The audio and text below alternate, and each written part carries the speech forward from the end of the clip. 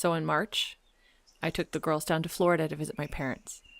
I knew it was going to be Leah's anniversary while we were there, and I wanted to do something special on the actual day, so I booked a dolphin swim. For Isabel, not for me. Anyway, when I told my parents about it, my mom said she wanted to come, and then my aunt said she wanted to come too, so we turned it into a fun little family, outing. That morning we took off from Fort Lauderdale to Miami, which is usually about a 30-minute drive. I'm almost at the exit for the Miami Sea Aquarium when I feel kind of a thud and a pulling, like I've hit a patch of ice. I was like, how can I be on ice? I'm in Miami. Something's happening. Oh shit, this is Dad's rental car.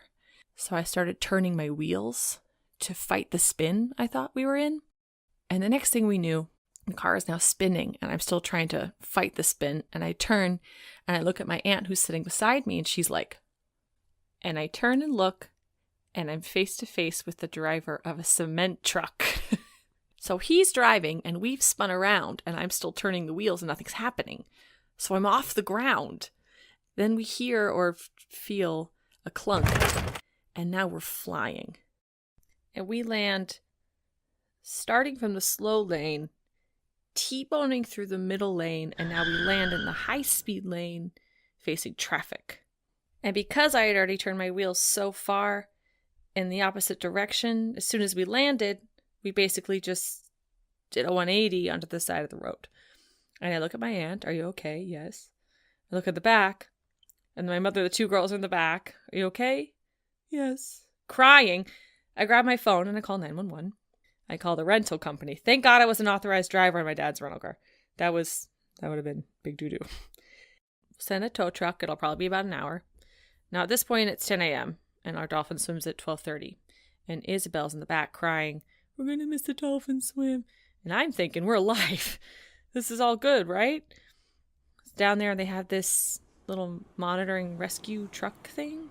Kind of goes along the highways to help stranded motorists, I guess. So he showed up within minutes, stayed with us the entire time, had cold water, made sure the kids were all okay. So when the police came, they came over to us first. Very nice lady. And she's asking, she's saying, is everybody okay? Because Isabel's crying. And I'm like, yeah, we were supposed to go swim with the dolphins. And we can see the aquarium. But I said, it's going to be a couple of hours for the rental company. And she goes, well, if I were you, I know a guy who could come here and tow the car away. I know another guy, he's a cab driver. I can get him over here. I would go swim with the dolphins and deal with the rental later.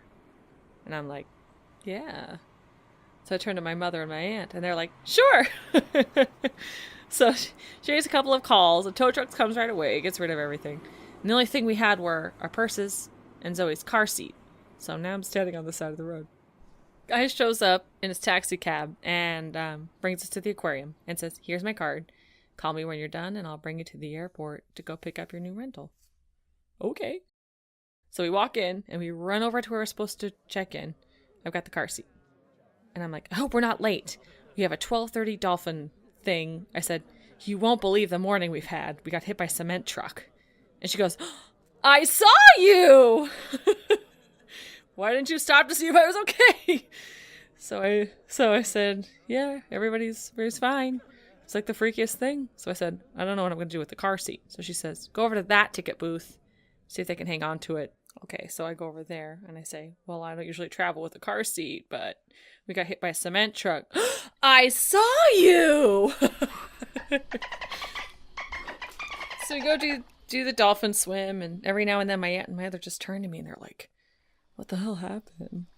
I'm like, I don't know, but here we are having fun. Is anybody sore? No, it's all good. So we do the swim, and I remember after the swim, I'm standing in line because I take pictures, and you have to pay, $100 to get your photos, but it's a memory or whatever of the kids swimming with the dolphins.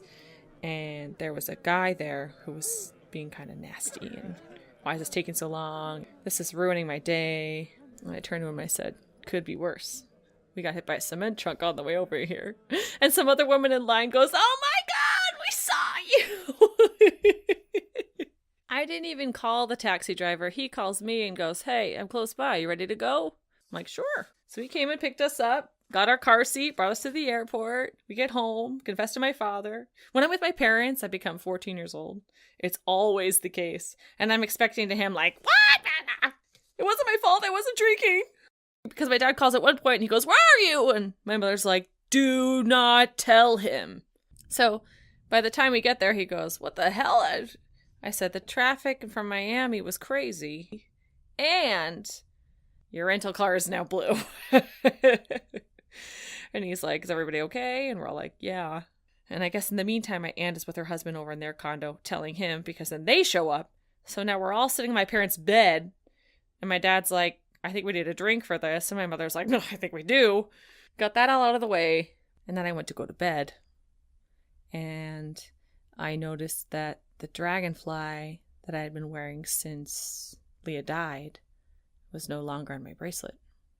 That bracelet, the year before when I was in Florida, Leah died on the Monday and I was flying out on Saturday. So I'd gone to say goodbye on Friday because I knew she wasn't going to be here when I came back. Got word she had passed. So I changed my flight to come back early. So Thursday morning, after I was back, I went to get in my car. I never lock the doors in my car. Kind of sits there. And sitting on the driver's seat was the dragonfly bracelet from one of my neighbors. But I had not taken that dragonfly off. And I know that it was there that morning. I know it was there that morning because it was always kind of a habit of just kind of touching it, saying hi. And so the fact that it wasn't there that night, I truly believe, and I'm not a believer. I am so not a believer. But there is no way that we should be alive. Someone was looking out for us. And the fact that my bracelet broke that day, I still think is a sign, you don't need the bracelet, I'm here. When I told Kathy, her mom, the story, all she texted back to me was, "Did you know that the dolphin was Leah's favorite animal?" So I gotta believe in something. But I miss her. Oh my God, I miss her.